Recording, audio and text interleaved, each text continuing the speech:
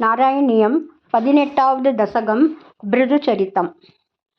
जातस्य ध्रुवकुले तुङ्गकीर्ते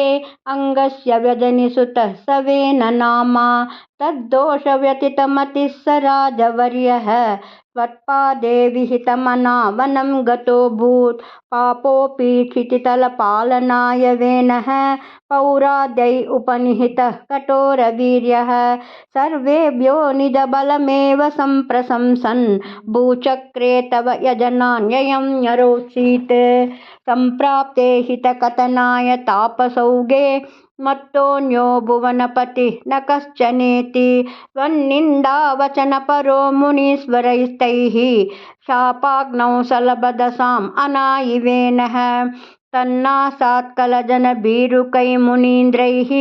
तन्मात्रा चिरपरिरक्षिते तदङ्गे त्यक्तागे परिमतिता दतोरुदण्डात् दोर्दण्डे परिमतिते त्वमाविरासि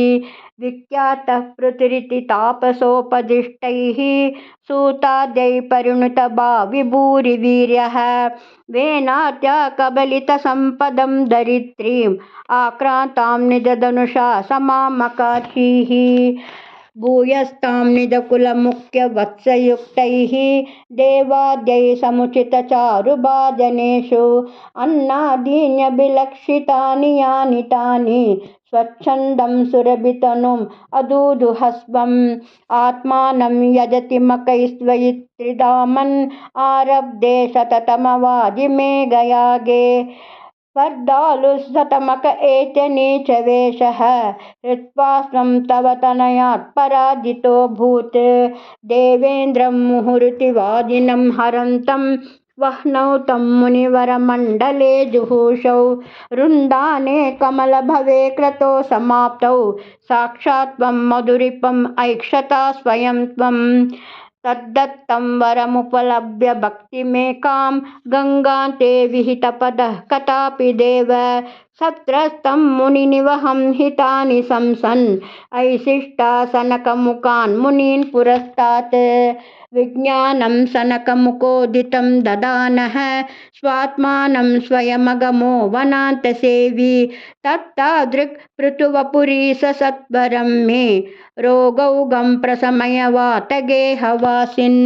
गुरुवायुरप्पा शरणं सर्वत्र गोविन्दनाम सङ्कीर्तनं गोविन्द